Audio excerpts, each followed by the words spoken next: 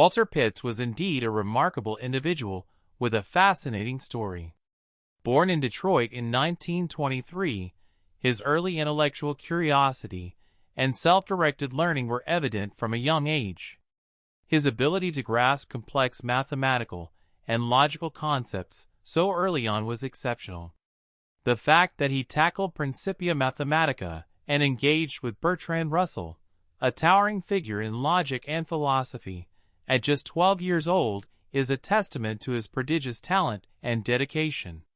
Though he did not take up Russell's offer to study at Cambridge, Pitts's decision to pursue a career in logic led him to significant achievements later in life. His work, particularly in collaboration with Warren McCulloch, was foundational in the development of neural networks and artificial intelligence. Their 1943 paper, A Logical Calculus of the Ideas Immanent in Nervous Activity, laid the groundwork for what would become modern cognitive science and artificial neural networks. After his initial correspondence and interactions with Bertrand Russell, Pitts's pursuit of knowledge led him to the University of Chicago, where he attended lectures and formed important connections. His meeting with Rudolf Carnap, one of the leading figures in logical positivism, was particularly significant. Despite his initial struggles, including homelessness, Pitts impressed Carnap with his deep understanding of Carnap's work, leading to a productive period of study and collaboration. The intellectual environment at Chicago, including his exposure to Nicholas Rashevsky's seminars and his interactions with mathematician Alston Scott Householder, further shaped his thinking. The pivotal moment in Pitts's career came through his collaboration with Warren McCulloch. Their joint work, notably the seminal paper, A Logical Calculus of the Ideas Immanent in Nervous Activity, laid the groundwork for the field of neural networks and significantly influenced the study of artificial intelligence. This collaboration was supported by McCulloch, who offered Pitts and Jerome Levin a place to stay, despite Pitts's ongoing financial difficulties. Pitts's association with Norbert Wiener at MIT was another major chapter. His unofficial studies under Wiener, and later formal enrollment at MIT in physics and electrical engineering solidified his position in the emerging field of cybernetics and computational theory. His time at Kellex Corporation, working on the atomic energy project, added a practical dimension to his theoretical work. Additionally, his involvement in the Macy conferences highlighted his role in the development of a general science of the human mind, bridging various disciplines to advance the understanding of cognitive processes. Walter Pitts's later years were marked by a series of notable events and challenges that further defined his legacy and character. In 1951, his association with Norbert Wiener and the establishment of a research group at MIT, including Pitts, Jerome Levin, Warren McCulloch, and Pat Wall, was a significant period in his career. This group was instrumental in advancing the study of neural networks and the functioning of the nervous system. Levin's description of Pitts as the genius of the group reflects the deep respect and admiration he garnered from his peers.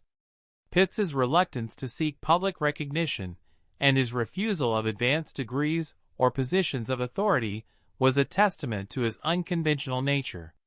His desire to remain anonymous and avoid formal recognition was driven by a personal preference for privacy and a disinterest in conventional academic accolades. The dramatic break in his relationship with Wiener in 1952, largely attributed to personal conflicts, particularly Wiener's wife's aversion to McCulloch, marked a turning point. This severance led to Pitts's increasing isolation despite his continued affiliation with MIT as a research associate. His work, though significant, was increasingly done in seclusion. The 1959 publication of the influential paper, What the Frog's Eye Tells the Frog's Brain, was a key moment that underscored the group's contributions to understanding visual processing. This paper revealed that the eye plays an active role in processing visual information, challenging earlier notions that the brain alone was responsible for such tasks. The publication led Pitts to destroy his unpublished doctoral dissertation on probabilistic neural networks and other research, reflecting his disillusionment and shifting focus.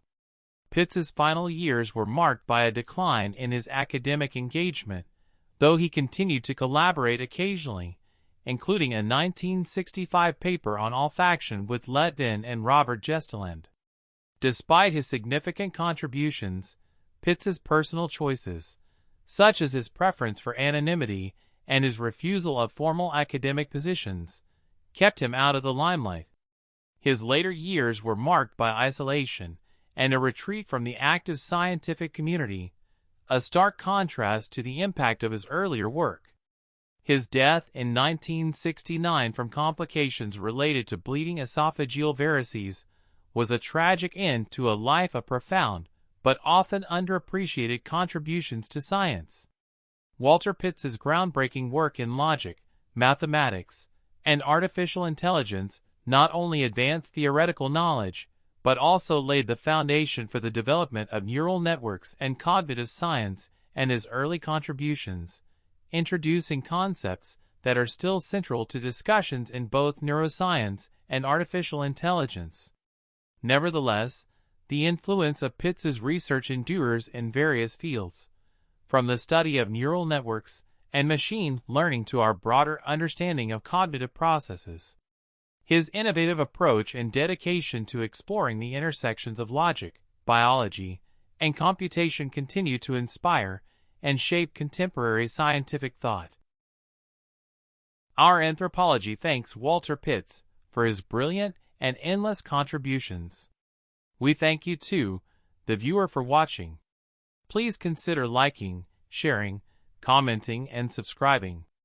We hope to see you back on Friday when we add to our records with another short biopic.